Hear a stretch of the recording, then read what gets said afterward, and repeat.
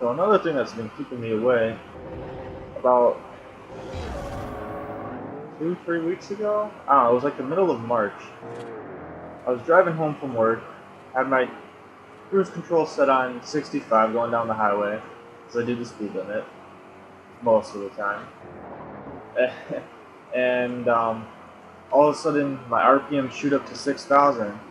I'm like, okay, what is going on? So I shut it off, well, shut cruise control off, started driving normally, and like everything goes back to normal. And I was like, okay, that was the weirdest thing ever. So I didn't really think anything of it. Just got home, and when I get home, I went to parallel park, and all of a sudden I throw it into reverse, and I don't move at all. So the first thought that pops into my head is, shit. Oh, that was bad. And because you can't back up, that's just not good. And that move was still better than hitting the rocks. So I'm thinking, oh god, this is really not good. So I just pull up in front of the other car, and my transmission on my old car was electronic. Yeah, it was weird.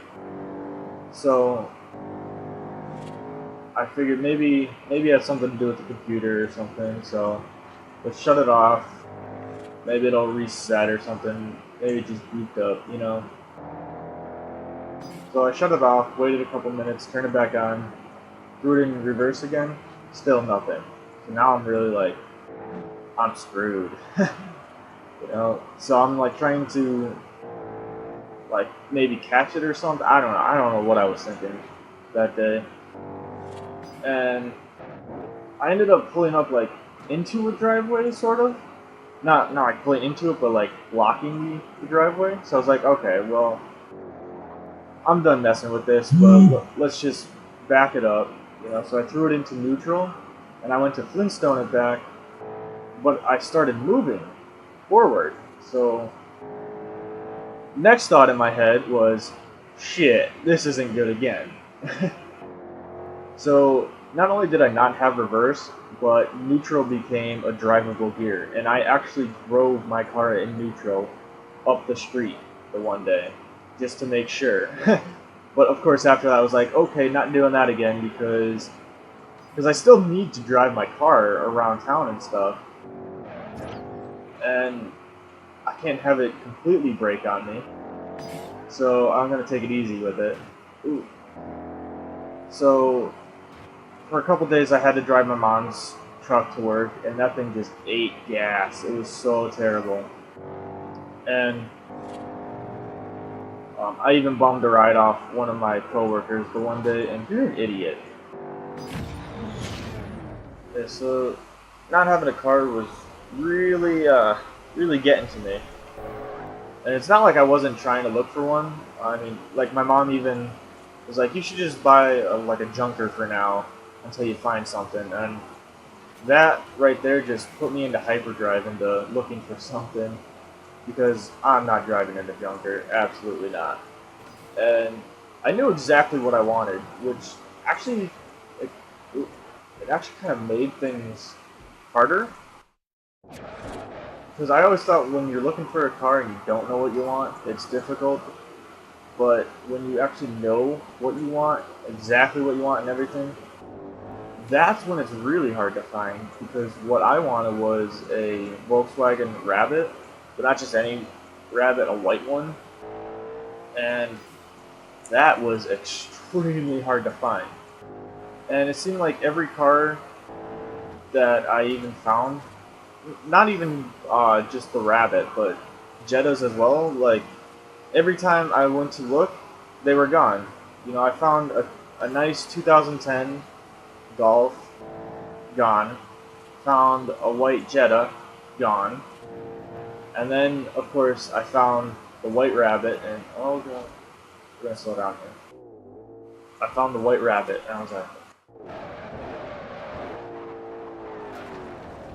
absolutely. Oh, that was even worse. Maybe we can get this. Maybe.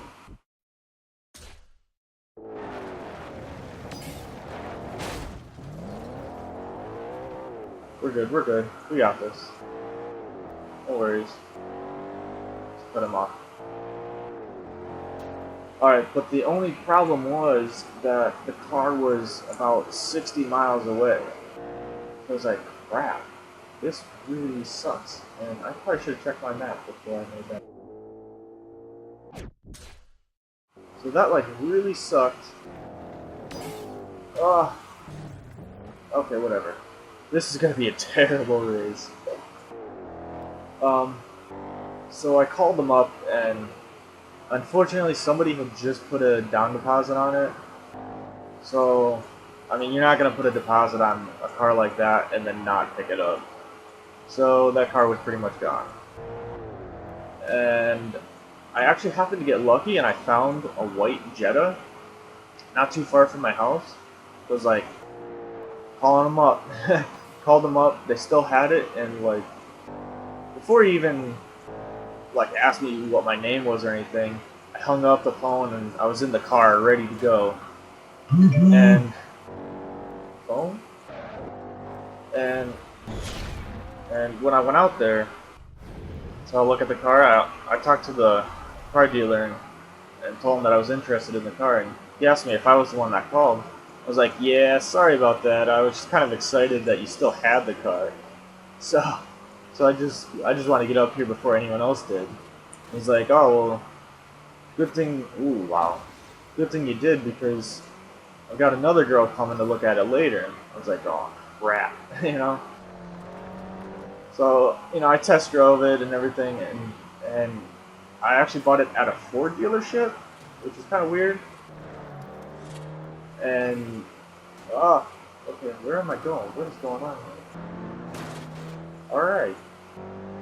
And it's funny because he said that every time that they get Volkswagens in, he never gets a chance to actually check them out because they're on the lot for like 2 days and then they sell. So I was actually there showing him more stuff about the car than he could show me.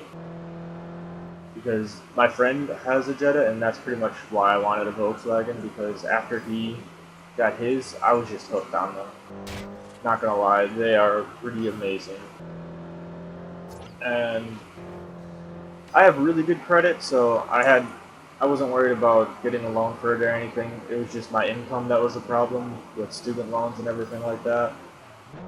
So it took a little while before the loan went through, but by the time I got home and everything, he was calling me, telling me that I got the car and everything, and I was so excited. Picked it up 2 days later, and been driving that around ever since. And I absolutely love it. It's probably the best car that I have ever owned. Ooh, that was bad. We're gonna move on. This guy here. You just had to, didn't you? You just had to. So, Volkswagen comes highly recommended by me if you're ever looking for a new car. Definitely at least check them out. You might be surprised, even though you think, oh, you know, it's a European car or whatever. They're totally worth it. But that's about it. Maybe I'll talk about my car a little bit more later on. Till then, peace out.